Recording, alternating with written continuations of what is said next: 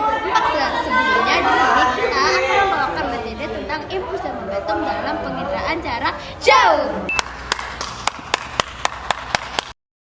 Impuls dan momentum pada penginderaan jarak jauh. Sudah tahukah kalian apa itu impuls? Impuls merupakan perubahan momentum suatu benda yang terjadi karena adanya gaya yang bekerja dalam selang waktu tertentu. Apa itu momentum? Momentum merupakan ukuran kesulitan untuk menghentikan suatu benda yang bergerak yang dihitung dengan mengalihkan massa benda dengan kecepatan. Selanjutnya, ada peran impuls dalam penginderaan jarak jauh. Yang pertama, impuls diberikan oleh mesin roket untuk menempatkan satelit ke orbit yang tepat.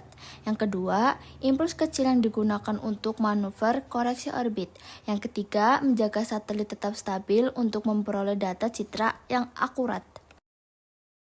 Lanjut, ada peran momentum dalam penginderaan jarak jauh. Yang pertama, satelit penginderaan bergerak dengan momentum tinggi saat mengorbit.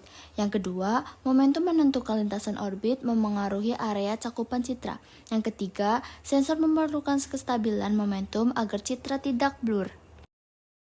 Masuk ke slide selanjutnya, ada momentum dalam penginderaan jarak jauh. Yang pertama, momentum cahaya atau foton. Gelombang elektromagnetik, misalnya sinar matahari atau gelombang radar yang digunakan dalam penginderaan jarak jauh mempunyai energi dan momentum. Yang kedua, ada relevansi. Momentum foton inilah yang memungkinkan terjadinya interaksi dengan objek di permukaan bumi, seperti refleksi, absorpsi, transmisi. Informasi hasil interaksi itu kemudian ditangkap sensor. Lanjut, ada impuls dalam penginderaan jarak jauh. Impuls merupakan hasil perkalian gaya dengan selang waktu. Saat gelombang elektromagnetik menumbuk permukaan bumi, ada impuls radiasi yang memengaruhi materi di permukaan sangat kecil, tapi ada. Yang kedua, pada sistem satelit. Impuls juga digunakan pada kondisi posisi satelit. Misalnya satelit dilengkapi roket pendorong mini thruster yang memberi impuls untuk mengubah momentumnya agar orbit tetap stabil.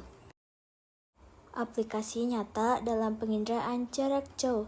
Yang pertama, ada sensor optik. Memanfaatkan momentum foton dari cahaya matahari yang dipantulkan objek.